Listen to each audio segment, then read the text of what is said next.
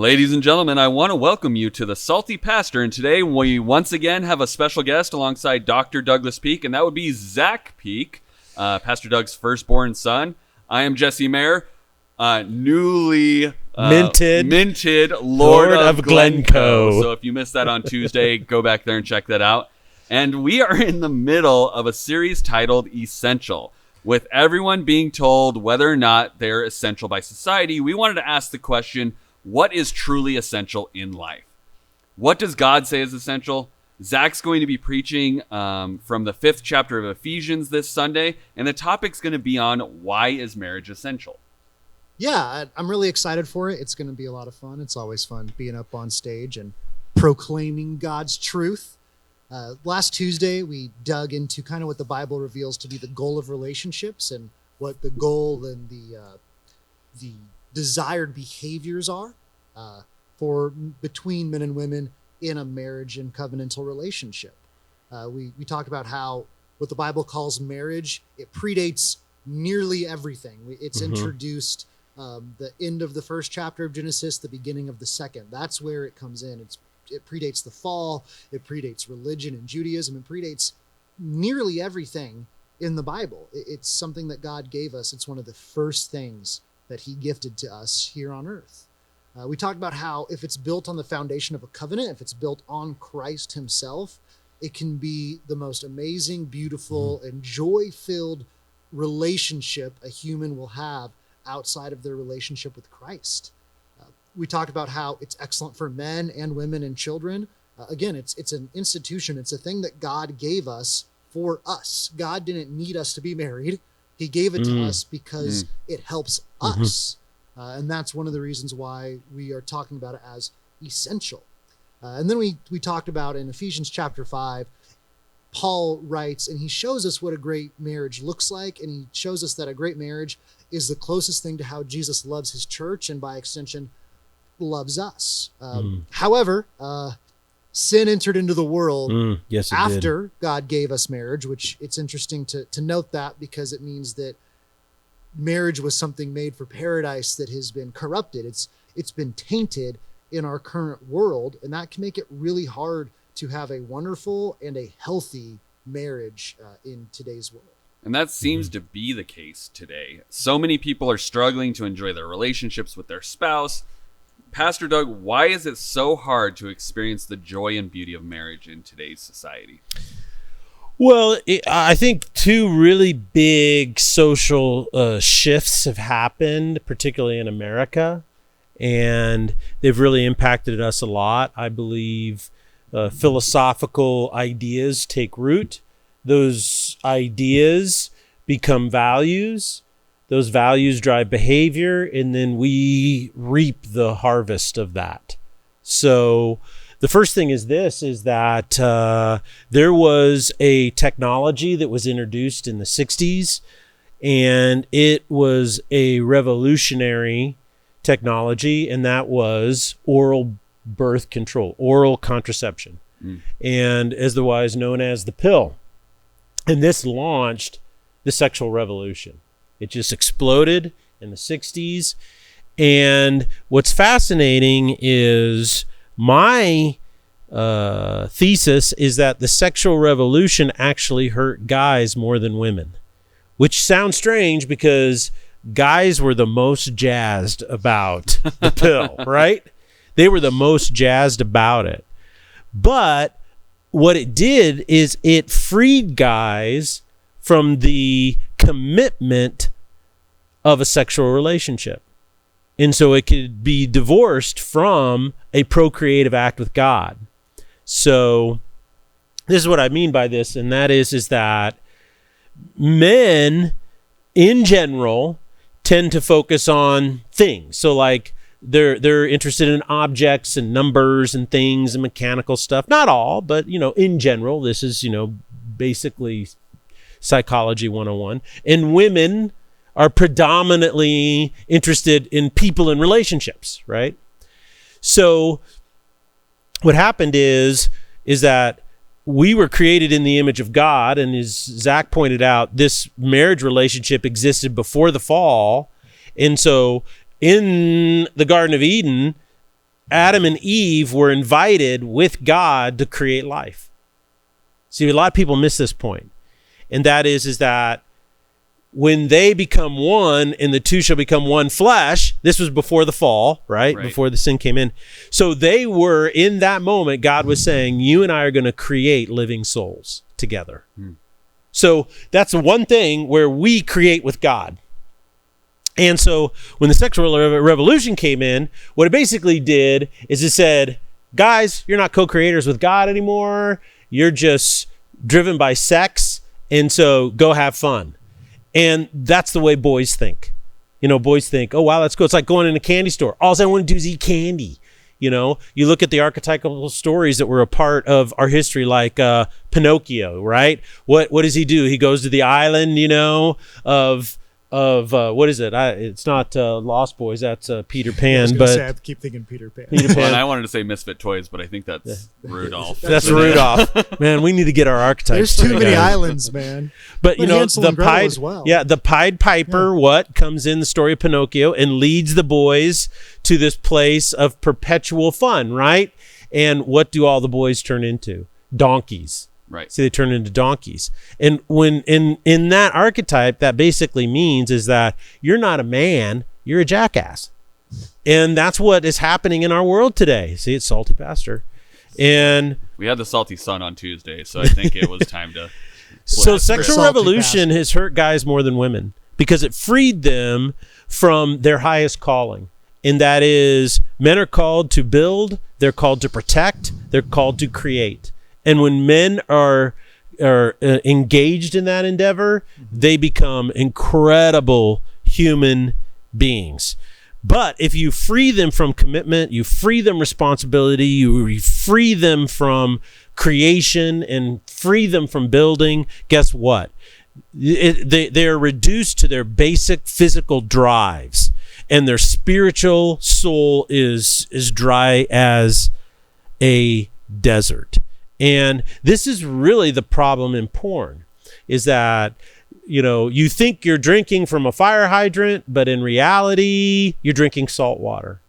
And if you've ever read much about people who are lost at sea, they have all this water, but they die of thirst. And the more salt water they drink to quench the thirst, what does it do? It hastens their demise because the salt just sucks it out of them. And so it kills you. And that's what has happened to men's souls, is they think they're swimming in an ocean, when they get involved in pornography, but really they're drinking salt water and it's killing them. And so this is what's really, really sad, I believe, is because they've lost the covenant of marriage, and the sexual revolution cheated men much more than it ever cheated women. It really, in that sense. So the end result was an inverted a role of men. Men were called to exhibit restraining behavior by elevating the value of women.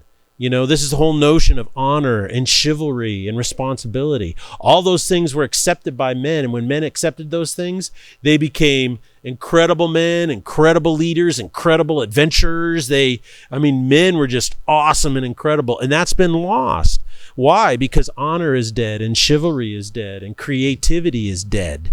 And why is that? Because, men aren't called to treat women now with respect and honor. Today, the yes or no to sex is purely on the woman. A guy's role is just to go out and ask as much as he can, right? Whereas 150 years ago, it was all on the man. See? And it was all on, he would never do that. He would never tempt a woman that way. And that's just how much it's inverted. And so that's a cultural revolution, sexual revolution, in the 60s that has hurt men in particular, because it steals us from all of the things that help us discover true masculinity and true manhood. The other big thing that happened in the 60s is because of the pill is what I call the birth of actual feminism.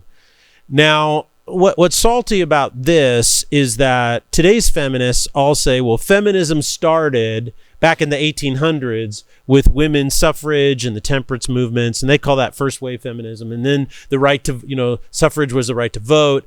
That was second wave feminism, and now we're into this new feminism. But my contention is this, and that is that these early movements, almost all of them were birthed out of the church. What people forget, and this is never taught in school, is there were 3 great spiritual awakenings in America. Okay, the first one was in the early 1700s, and that really influenced the American Revolution. Then the second one was in the early 1800s, and that really influenced the whole notion of abolition of slavery. And then there was a third great awakening in the late 1800s, very late 1800s. And it was a massive great awakening. People turning to Christ in droves. And what did that do? Is that launched this whole thing about women's temperance and women's suffrage. Now, if you really want to dig into the history, you have to ask yourself, why were women denied the right to vote? Why were women so involved in the temperance movement? And so, well, the reasons for that were not because of the role of the church. As a matter of fact, these movements started in the church because in the church was the one place where women had the most amount of freedom. And it comes out of the oppressive it was the divine right of kings and the divine right of bloodlines and all this kind of stuff out of feudalism. And I can't go too much into this, but basically what it was to protect the male bloodlines. And so that filtered down into society. And so it tried to keep women from having rights, you see. And so it wasn't so much as a chauvinism, but it was it was an unchristian, right, approach to managing society. And if you're not aware, feudalism is a form of economic slavery, by the way. And Christianity is one of the primary influences in Western civilization that ended feudalism. So that's a whole nother podcast right there. But basically, my point being is that women's suffrage resulted, which meaning women having the right to vote, own property, and all that kind of stuff, ended with the 19th Amendment, and it was voted on in the 66th Congress. Okay. Now, here's what's interesting. How many women were in the 66th Congress of the United States? Do either of you know? I would assume 0. I would guess 0 as well. That is correct. There were 0 women, right? So what would motivate all of those men to vote for the women's right to vote? Okay. So it was a value, right, that they saw needed to happen. What molds and shapes our values, our beliefs, and what forms our beliefs? It's our philosophical worldview forms our belief. And what was the most massive philosophical worldview shift prior to this? The Third Great Awakening in America. So it was really quite amazing. Now, also, what happened is World War I happened in that period of time, and the role of women was seen to be so significant in helping win World War I through America. And that's because the women's suffrage movements all adopted a strong patriotism.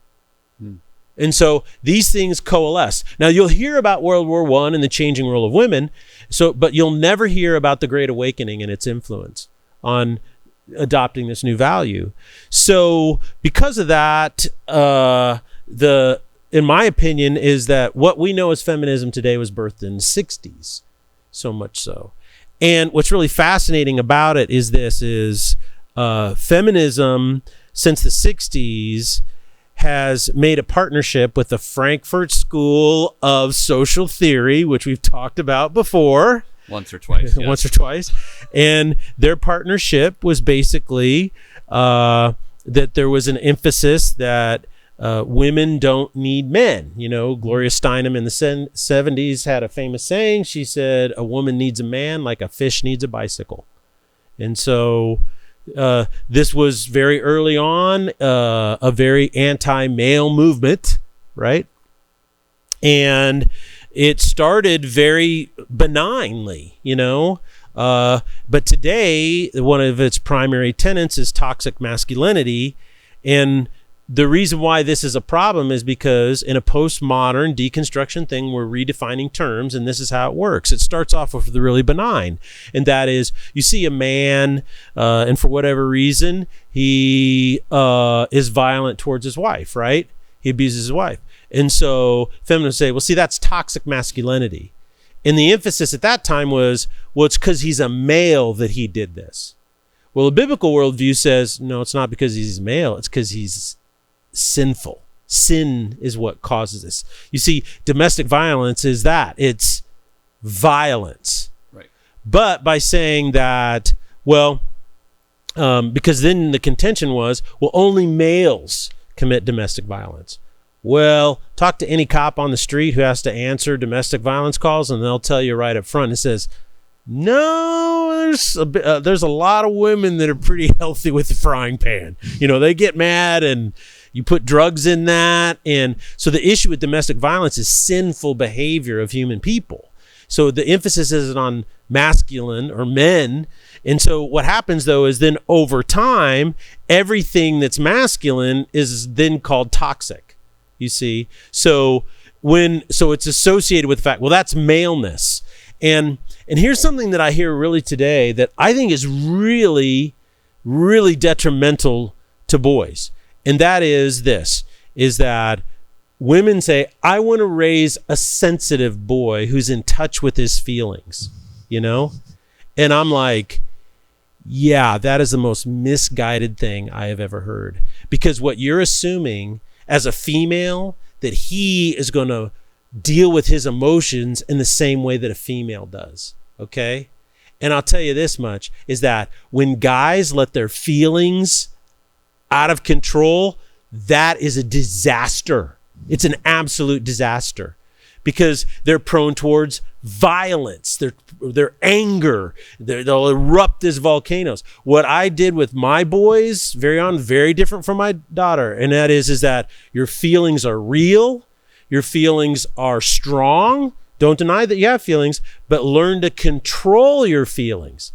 Women are taught to express their feelings, right? To feel their feelings. But that's because their physiological makeup in regards to their emotional center is totally different than the brain of a male that has raging testosterone through it. You know, if you tell a young boy, are you angry or not? Feel your anger, express your anger. What's that kid going to do? He's going to pick up a hammer and go smash things because his testosterone is raging through his body. He says that's the solution. No, what other men who raise boys do is say, are you angry? Yes. Admit your anger. Yes, I'm so mad. Da, da, da. And most dads and most fathers and most mentors then say to the young man, say, okay, what are you going to do with that? And that question right there gives young boys the opportunity to realize, you know what, my emotions don't control me. Mm-hmm. I am a man. I can control my emotions. And so, because testosterone is running through your system, and I'll tell you what, if you become angry in that moment, you have a choice.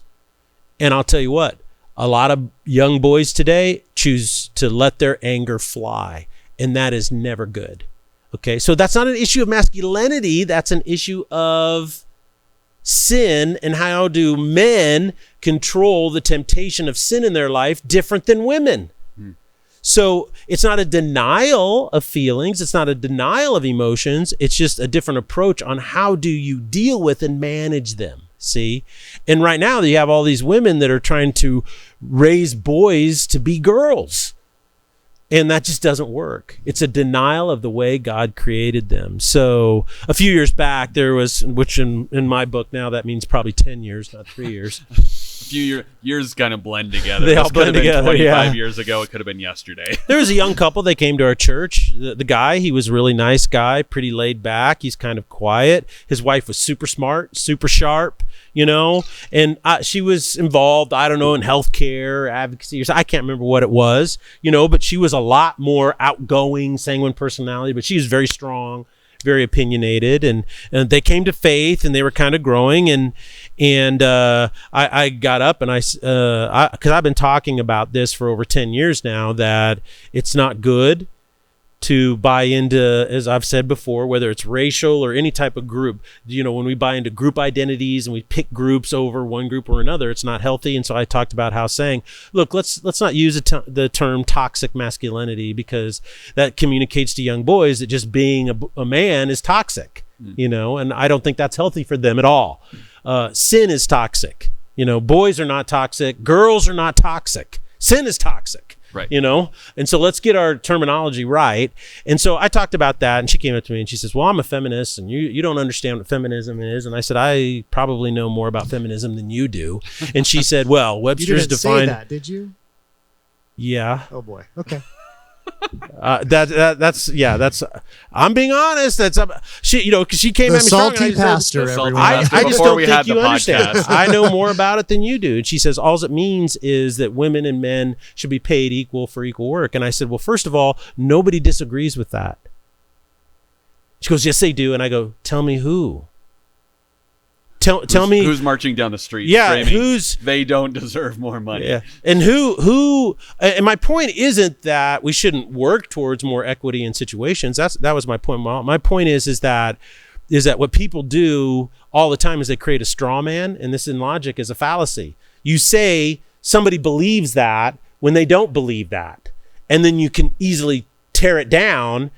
And by default, you're tearing their position down, but I don't know of any movements other than some really, really weirdos over the last 100 years in America in particular that ever argued that specifically.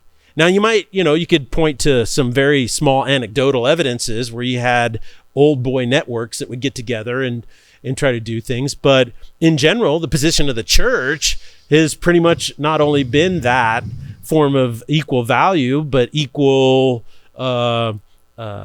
pay, these types of things all across the board. So no one argued. So we got in a discussion, and of course she left in a huff, and she posted on social media that I was Satan, and I believe all these things that I don't believe. And she said I said things that I didn't say, which I just chalked that up to see that is immaturity. Well, then about 4 or 5 years later, ran into her husband. They're divorced. So I was talking to him, said, hey, what happened? And he, was bitter, and he said a few things. And I said, no, okay, what did she say?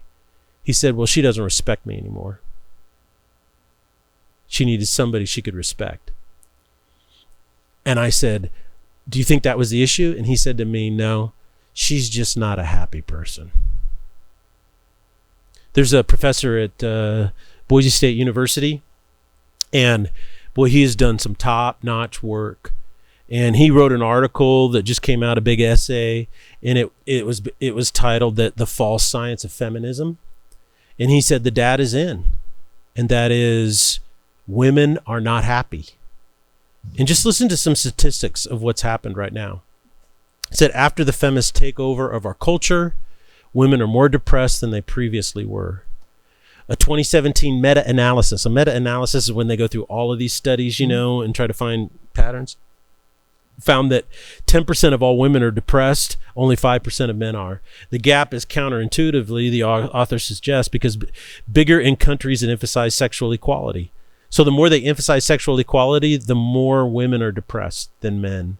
In major depression meta-analysis, gender differences in depression diagnosis were larger in nations where women had more control over their reproduction, held more executive positions, and were more similar to men in literary rates. Isn't that interesting? Researchers measured depression according to consistent professional standards, allowing for comparison over time. The numbers for depressed females could be as high as 22%, according to a 2012 study measuring major depressive episodes in 1 year. Rates of major depressive episodes were much lower in previous generations, where lifetime rates were between 6.3 and 8%. And now they're upwards of 22% in a single year. That's math. Tell me, math guy, is that massive? That's really big. That's significant. The technical term for that is very big. Very big. You got such fancy words there. So what's the point? And the point is that some women who hear this are going to just reject what I'm saying. But I want you to understand the heart with what I'm saying. And that is that my hope for you as a female is that you discover who you truly are in Christ so that you can be the most fulfilled, the most joyous, the most healthy human being that you were created to be. And the problem is the world comes up with all these ideologies all the time, whether it's for men or whether it's for women. And what it does is it sounds good on the surface. Oh, this is the water I need to quench the thirst of my soul. And you find out you're drinking from a poisoned well. And it just destroys your soul. And so you're not happy. And so this is what Satan does. Is Satan's only tool. He can't create anything. So his only tool is perversion, to twist and to deceive. That's it. So the sexual revolution hurt guys more than women. Feminism is hurting women more than it hurts guys.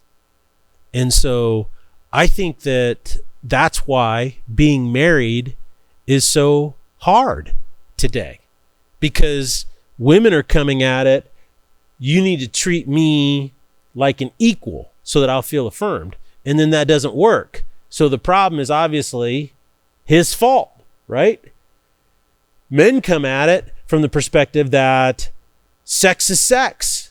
Let's just have more sex, right? She feels like a sexual object because that's all he wants is sex. Why? Well, because he lives in a culture where he was raised in a sexual revolution that divorced sex and the act of sex from the honor, the virtue, and the value of a woman. So what's happening is you have a man with a warped sense, right? And a woman with a warped sense coming together and trying to find a covenantal relationship. Do you see why it's so difficult now? Yes. And so I think that's really the biggest two social influencers that are happening. And this is why I think Zac will attest to this. I get annoyed.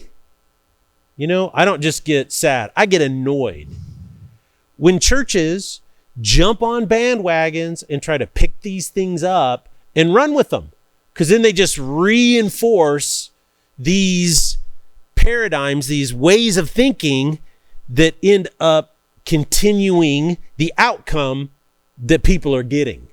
They have the same paradigmatic structure, the same underlying beliefs, the same philosophy, the same values. They just put Christian names on them, right? Instead of going back and saying, okay, wait, let's throw all of this out and say, okay, like you were saying on Tuesday and you said earlier today, is that what is God's definition of love? And let's live by that and see what happens. So that to me is really the ultimate challenge for anybody who wants to figure out how to be truly happy and live the closest thing to heaven on earth. And that is a happy, loving, fulfilling, God-honoring, covenantal marriage. So we're getting close to the end, but I do want to finish up with some takeaways. Zac's preaching on Sunday. What are your guys' what are some takeaways before we go into Sunday's message, that after all the things we've talked about between Tuesday and Thursday, what should people be taking away? I think one of the takeaways, and it's not just from this week, but it amazes me how similar, it's not surprising, but it is amazing how similar some of the language you used today was to the language you used last Thursday. Mm-hmm. When you discussed in Ephesians where Paul says there is no Jew, there is no Gentile, mm-hmm. And talking about there is no circumcised, there is no uncircumcised, and talking about this in terms of race, and not as much in the sexual revolution, more in the discussion on feminism. You used very similar language about how it's essentially about power. Yeah. And I think that one of the big takeaways, again, not just from this week, but from the last couple weeks, is that one of the things that's taken root in our culture in America is this Frankfurt School of Social Theory, that everything, every interaction, every relationship that you have is about the power that you have.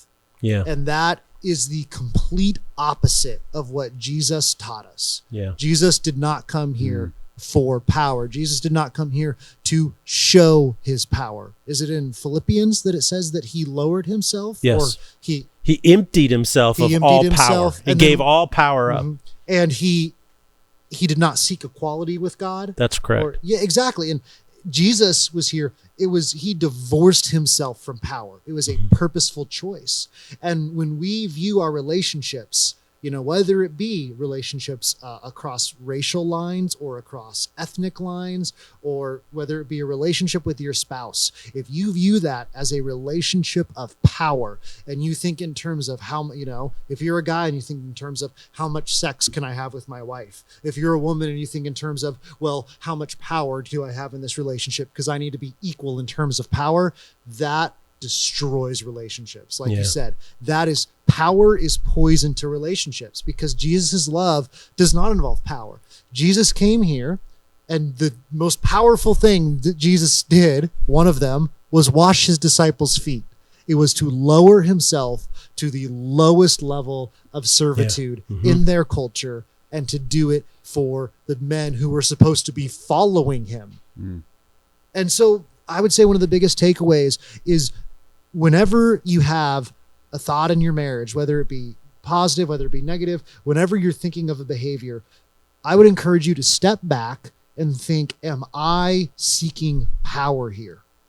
Because if you are treating your marriage as something that you should have power in, if you are a man and you're trying to have power over your wife to get what you want, whether it be sex or whether it be relaxation, whether it be time to yourself or with her, whatever it may be. If you're a woman and you're trying to have power in the relationship because, you're a woman and you're equal and the guy needs to respect you. If your desire is to have power, then the sad thing is you're probably going to get it. But that's going to kill the relationship. That's going to kill And the it. thing that's more important than power, and this is what Jesus proved over and over and over again, the thing that's so much more important than power, and what true power is to love. To love. It's to take a step back. It's to be selfless, and it's to use God's definition of love. And God's definition of love does not involve power in a relationship. It does not involve trying to have more power or to get what you want. It is about being guided by love and following his way, and not following his way to make him feel good about himself, because he's God. He's going to be just fine either way. Yeah. It's the reason that following his way is better is because it helps us. Yeah. It's essential to us. It's essential to our souls to follow his way. Yeah. And what's interesting is what you're talking about is so true, but it's so counterintuitive to our nature. And I think this is why Jesus said that the road to life is narrow and few are those who find it. My prayer for you is all you are listening is that you find it. That's why we do what we do. This is why I do what I do, is because I want you to find the life that Christ has promised you. Well, this has been an amazing week. Zac, thank you again for joining us. We're very excited to hear what you have to say on Sunday. Hopefully this has primed your guys' pumps for what we're going to be discussing. Make sure you're reading Ephesians chapter 5 so you can be on top of what we're discussing. Make sure you share this podcast with a friend. Don't let this just be here for people just in Foothills. Make sure you're sharing this with people, because people need to hear these words.